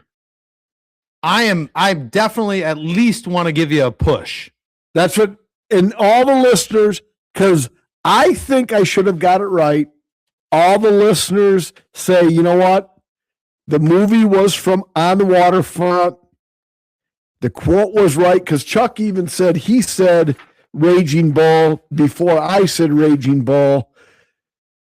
But Yep. it wasn't from Raging Bull. So they said at very worst, it should be an asterisk and shouldn't be counted as a loss. So 25, 20, and 1. Okay. Got it? Yep. So I'm still going to put you at 55.6%. All right. So it was either number 3 or number 79 last week. So we're doing number 79. All right. Ready? Actually, last week was supposed to be 37. Yeah, that's true. Yeah. Sorry. But we're doing 79. And here's a homework assignment for you. Yes. Gauge, you don't have to give it today. Okay. It doesn't matter. All right. Gauge your list. Okay. Actually, peruse your list would be better. Peruse. Gauge Sure. your list doesn't make any sense. Stupid. Okay. Peruse your It's list. a 4. Is there any multiple recipients? Because, like, for instance, Yes. okay, so like you can't handle the truth. Few Good Men. Right. And there are other lines from A Few Good Men Yes. that are memorable. So so there is a movie on the top 100 that has multiple lines, correct? Yes. There's Okay. multiple movies that have multiple quotes. Perfect. I just want to know, because Yeah. I didn't want to think, I said Wizard of Oz for number 4. Yeah. Toto, we're not in But- Kansas anymore. I will tell you that the ones that have multiple quotes Are shitty movies? no. Jesus. No. They'd be one of the more Okay. popular movies that Well, okay, yeah. Yeah. But Wizard of Oz is a popular movie. yeah, like that. All right. So number 79, here we go. Here we go. Ready? Yes. Surely you can't be serious. I am Airplane. serious. And don't call me Shirley. No, that should be higher. That actually really should be higher. Fuck yeah, 26. Come on. All right. Yes. 26 and 20 With an N1. and 1. All right. Got it. Yeah, that was really easy. Yeah. That's what's so like some of these later I've quotes. seen a grown man naked. Though, I remember. Can you say that in today's movies? I don't know. I'm not sure, but I remember the whole Ebonics thing. It's like, can you translate this for me? And then there was the lady started going in hysterics. I remember sitting there watching this movie for the first time, and they're just slapping the shit out of this bitch. And I'm like, can they do this? Well, that's like Grant and I were lifting. So Settle down. Grant and I were lifting. So before I got home, Liz just had Seinfeld on. Yeah. And one of, like, let's say season 4, Elaine comes into the room, whether it was George, Jerry, Kramer, George, any of the 3. Yep. And she dropped her R word on them. She said, "You guys are R words." And like Liz was like, "Whoa, you can't say that anymore." No. So, but all right, yeah. So all right, Fuck yeah. I just love winning. Like it's better than losing.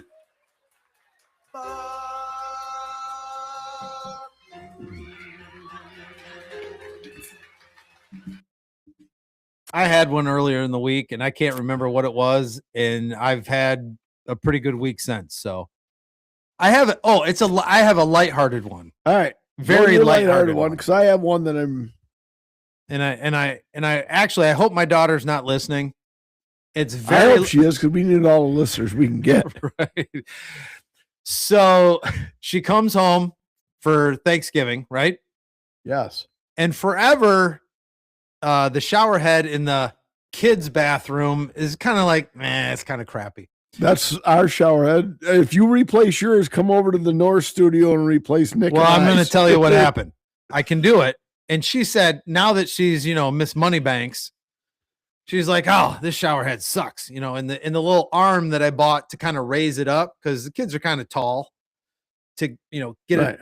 That was starting to leak a little bit. And she's like, oh, and she bought a bunch of stuff, and she comes back and she starts installing it in the part of the arm, the neck that comes out of the wall. So it's a shower insert.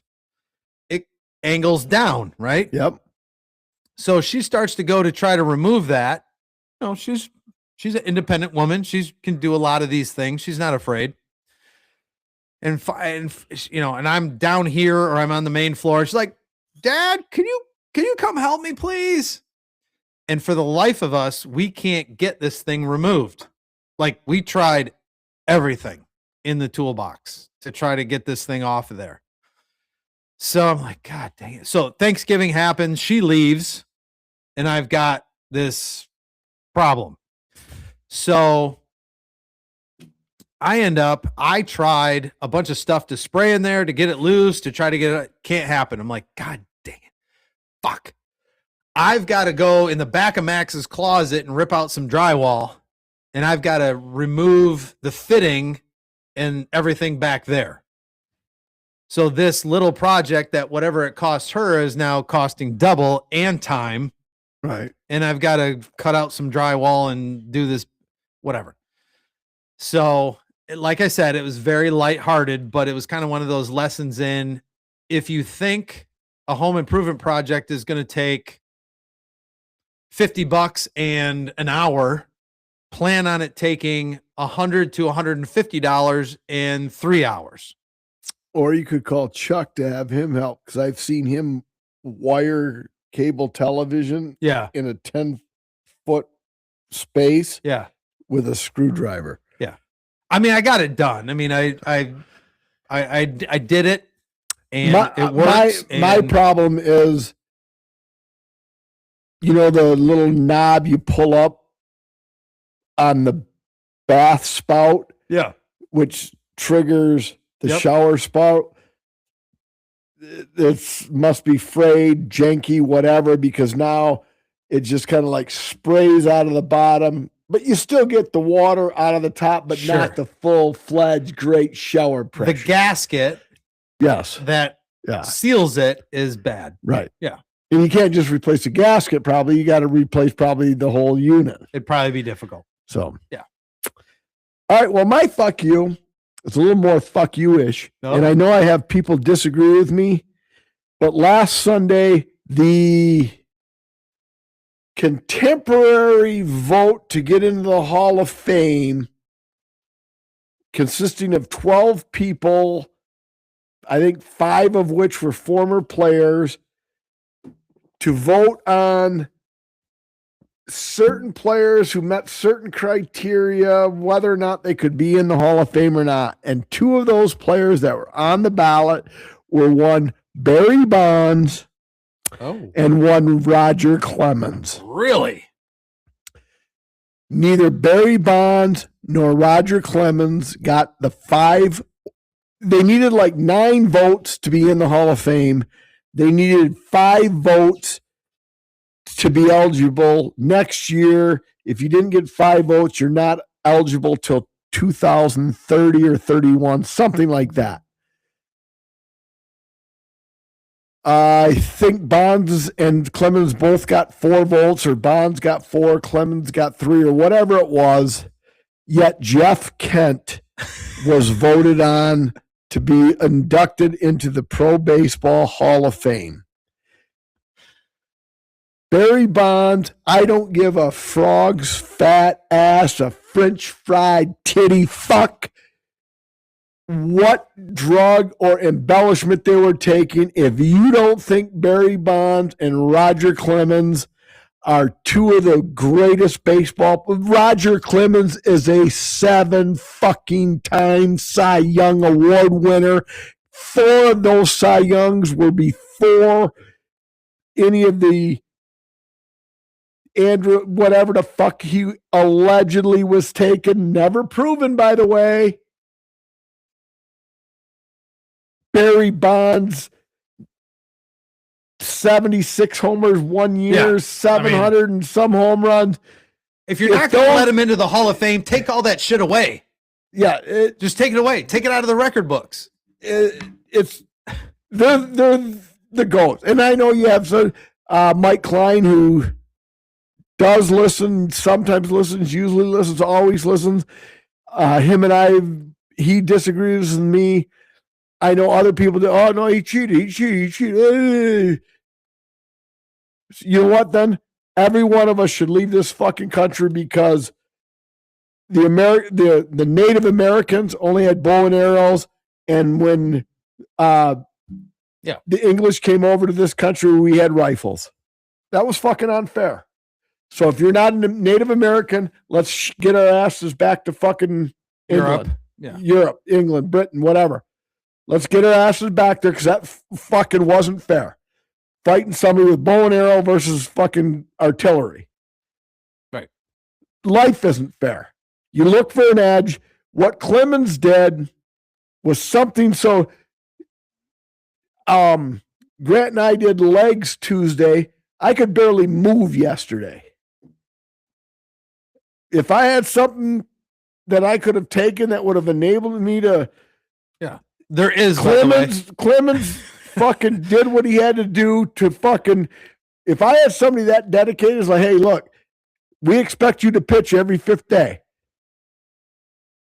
All right, well, I need something so I can fucking pitch. Otherwise, I'm a broke down bag of shit. Right. So to the 12 people that fucking said Clemens and Bonds weren't good enough for the Hall of Fame, fuck you and fuck the Hall of Fame. Because if Clemens and Bonds aren't in the Hall of Fame is a sham of impotent, ED dysfunctional pricks. Okay. Gotcha. But Ty Cobb was one of the biggest racists in the world. Ty Cobb's in the fucking Hall of Fame. Fuck Ty Cobb too. Yeah. Yeah, fuck him. Yeah. And where's the aspirin? Yeah. Where's my Christmas vacation glass? All right, before we wrap this up, David. You got an either or? Yes, I do. All right. God, I hope I've spent a lot of effort on one. Hopefully I pick it. All right. Meaningful or coincidental? It's a really big coincidence, though. Or dress warm.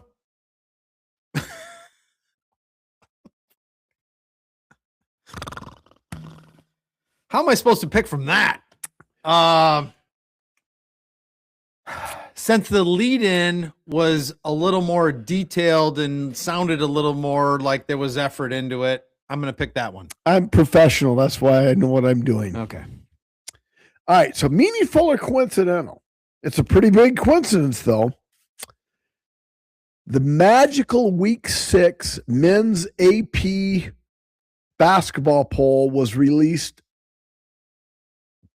So either Arizona, U of M, Duke, Iowa State, UConn, Purdue, Houston, Gonzaga, Michigan State, BYU, Louisville, or Alabama will be your national champion. All right. Yeah. Why do you? Yeah. Okay. What's going on there? All right. So Why you ask, Dave? Yes. Why? The past 21 and 35 of 36 men's basketball champions who are ranked in the top 12 in the week 6 AP poll have been national champions. Oh, that's kind of fun.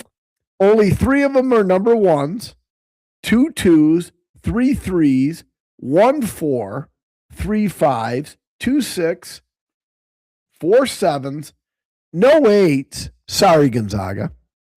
2 They 9s. got destroyed by U of M. And they're number 8 in the week 6, and number 8 is number 1. So they're out. All right. 2 9s. Yeah. No 10s or 11s. So sorry, BYU and LSU. And 1 number 12. So moral of the story is whoever is rated number 7 in the week 6 poll, I think I deleted that email already. So Michigan State. Is Michigan State number 7? I believe it is. Go Sparty. All right. So on the banks of the Red Cedar, there's a school that's known to all. All right. So you want me to keep singing? Yes, keep singing while I look this up because I don't think the AP poll, I don't think they were numbers. I got them on ESPN ranked number 7 right now. All right, so here it is, the magical week 6 AP poll. Got it? Yep. No, so okay, so if you're betting, because the AP poll, Michigan State was number 9. The AP poll, for all you people that want to play a hunch, go to your gaming site, futures betting, and bet the Houston Cougars to win the men's basketball championship, because the last 21 years, 4 teams that were rated number 7 on the week 6 poll have went on to win the national championship. So, yeah. Well, I will tell you right now, if the Spartans can't learn to shoot, they're not winning the national championship. All right. Well, be that as it may, Dave. Yes. They are in the running. Yes. Based on the magical. I'm thrilled about that. 21 in a row and 35 of 36 is baffling. That's a good stat. Yes, it is. You're good at finding that kind of stuff. Thank you very much. Yeah, you're welcome. That's what they pay me very little to do. All right. All right. You're up first. I've got my rating, so. I would have liked a little more chocolate in this. It's a mocha stout, which would say chocolate. So from that standpoint, I pulled it back from any kind of a 4 range. I got it at 3.85. All right. Well, we kind of flipped tasting. No, we didn't flip anything because you were ahead of me in all of them. So we did. I'm an idiot. Been drinking. We flipped number 2 because I loved it. I went 4.0. That's supposed to be a 7. Oh, 4.07. All right. You like the coffee aspect of it. Yes. Okay. It perhaps it was because I drank a 7.4 and an 8.6 prior to. This tasted heavier than a 6.7. I would agree. So, but I went 4.07. I liked it a lot. All right. I actually liked the second tasting too. The first, I knew I never liked Bing Crosby for a reason. All right, so we are going back to Untapped and Santa's Reserve. Private Reserve. Santa's Private Reserve. I should probably type it in. Private stock. Are you kidding me?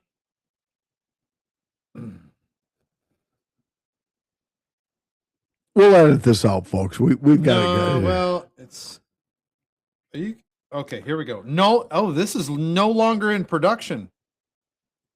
Holy cow! Well, 2019, 2017. Are you kidding me? Was that old? Maybe. Oh no, wait a minute. Ale Kringle Crusher. No, that's not it. Rogue. Yeah, the date on it's 24. So 2024. yeah. Okay, I got it. Yeah, it still says no longer in production. However, thank you for that date. I needed that. So this is 2024. Mike, Yes. 3.84. I almost got it. Yep. How many chickens? 2.5 thousand. All right. 3.84. Wow. All right. What else do you have, Dave, to wrap have- up this first episode of season 7, Nada. episode 313? That's it. All right, folks, thanks for hanging with us. Thank you. So I look down the bottom of my glass. I can see I'm out of beer. And as the late, great Stuart Scott would say, you ain't got to go home, but you got to get the heck up out of here.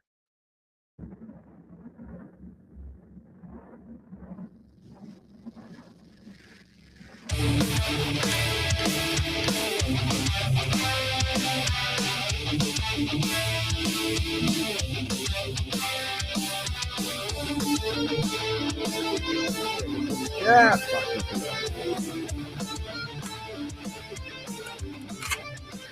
We'll stay on air and eat it for the faithful.